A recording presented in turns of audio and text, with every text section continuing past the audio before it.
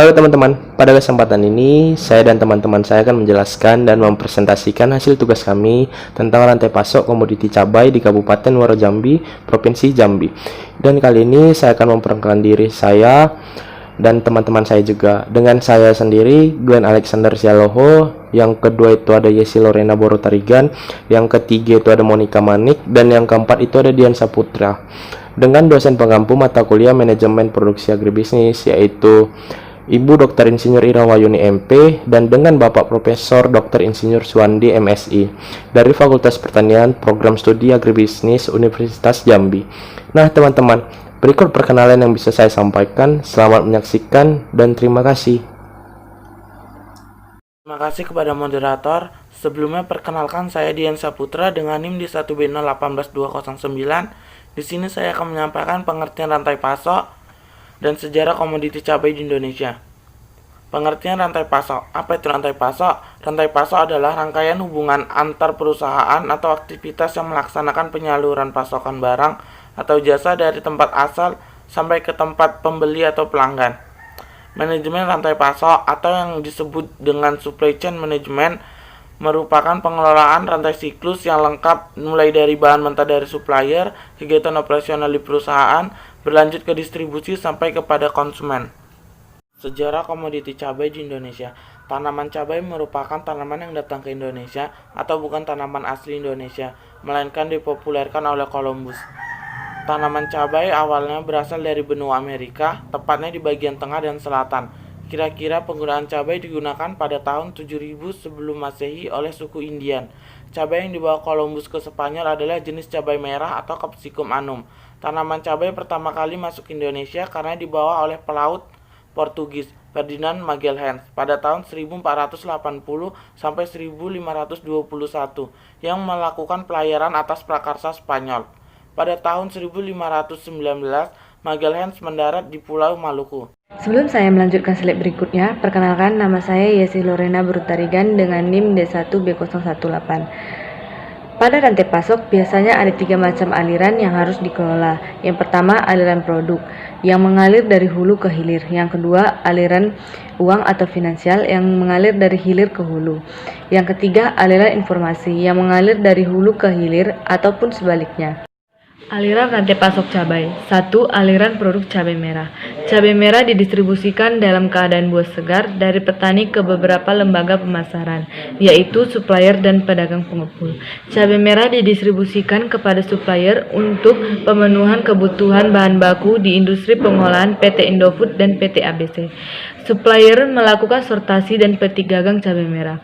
Cabai merah dipacking dalam keranjang 25 kg dan dikirim menggunakan truk berkapasitas 4 ton. Distribusi cabai merah dari petani juga dialirkan oleh pedagang pengepul melalui perantara pengiriman langsung ke pedagang besar di luar kota. 2. Aliran informasi cabai merah. Aliran informasi dalam rantai pasok cabai merah dapat dibedakan menjadi 2, yaitu aliran informasi secara horizontal dan secara vertikal.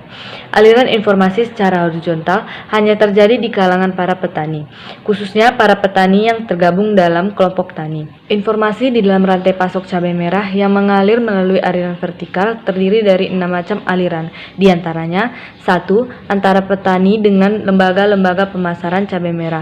Informasi yang mengalir terkait dengan kuantitas, kualitas, dan harga cabai merah.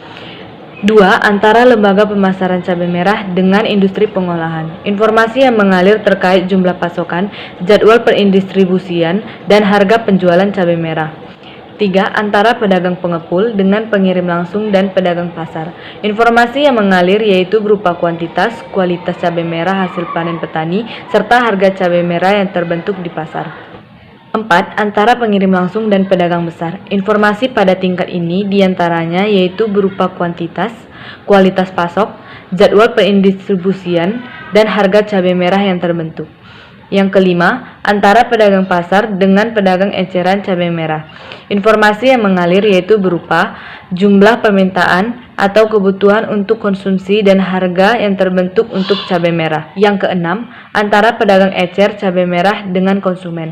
Aliran informasi yang mengalir adalah terkait dengan harga jual, kualitas pasok, kebutuhan pasok cabai merah. Terima kasih kepada moderator. Sebelumnya, perkenalkan nama saya Monica Manik, NIM D1B018192. Saya akan menjelaskan bentuk kelembagaan dalam rantai pasok cabai merah. Yang pertama itu ada pola perdagangan. Pola perdagangan ini umumnya melibatkan petani dan pedagang cabai merah. Ikatan yang terjadi antara petani dengan pedagang ini akibat adanya keterikatan hutang atau telah menjadi langganan.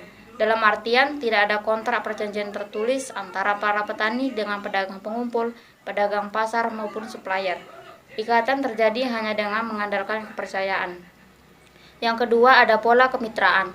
Pola kemitraan dalam rantai pasok cabai merah itu adalah hubungan kerja di antara beberapa pelaku dalam rantai pasok cabai merah menggunakan mekanisme perjanjian atau kontrak tertulis dalam jangka waktu tertentu. Selanjutnya ada tujuan utama rantai pasok. Tujuan utama manajemen rantai pasok itu adalah untuk memenuhi permintaan pelanggan melalui penggunaan sumber daya yang paling efisien, termasuk kapasitas distribusi, persediaan, dan sumber daya manusia. Beberapa perusahaan memilih untuk mengalihdayakan manajemen rantai pasok mereka dengan bekerja sama dengan penyedia jasa logistik pihak ketiga. Sekian dari saya kembalikan kepada moderator. Baiklah, sebelum saya lanjut untuk menjelaskan, perkenalkan, nama saya Glenn Alexander Sialoho dengan NIM D1B018213 dari Fakultas Pertanian, Program Studi Agribisnis Universitas Jambi. Nah, teman-teman, dari slide PowerPoint yang saya tampilkan, data produksi komoditi cabai Kabupaten Muaro Jambi, Provinsi Jambi, yang saya ambil dari website bps.go.id, menurut dari data pada tabel dan grafik tersebut, pada tahun 2015 sampai tahun 2018, luas lahan panen dan hasil produksi komoditi cabai tersebut meningkat secara drastis.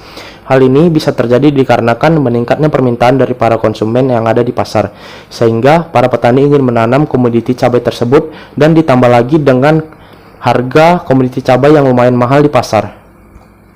Baiklah teman-teman, kita lanjut ke slide kesimpulan dari rantai pasok komoditi cabai. Rantai pasok cabai di Kabupaten Muaro Jambi, Provinsi Jambi ini berjalan dengan baik dengan 3 macam aliran. Yang pertama itu aliran produk, yang kedua itu aliran informasi, dan yang ketiga itu aliran uang. Nah, aliran informasi di dalam rantai pasok cabai merah terdiri dari 6 macam aliran lagi. Yang pertama itu aliran petani dengan lembaga pemasaran, dan yang kedua lembaga pemasaran dengan industri pengolahan, yang ketiga itu pedagang pengumpul dengan pedagang pasar, yang keempat itu pengirim langsung dengan pedagang pasar, dan yang kelima itu pedagang besar dengan pedagang pengecer, dan yang keenam pedagang pengecer dengan konsumen. Nah, baiklah teman-teman, sekian penjelasan dari kelompok saya. Saya harapkan teman-teman bisa mengerti dan memahaminya. Saya dan teman-teman dari kelompok rantai pasok komoditi cabai juga meminta maaf yang sebesar-besarnya jika ada kesalahan kata atau tutur kata yang kurang berkenan di hati teman-teman sekalian. Nah, saya juga mempunyai beberapa pesan kepada teman-teman dikarenakan negara kita ini masih dilanda wabah COVID-19. Saya berharap supaya tetap menjaga kesehatan dan mengikuti protokol kesehatan yang diberikan oleh pemerintah. Jika ingin bepergian kemanapun, jauhi kerumunan masyarakat dan tetap menggunakan masker dan bawa sanitizer. Kita putus rantai COVID-19 supaya negara Indonesia ini cepat membaik. Terima kasih.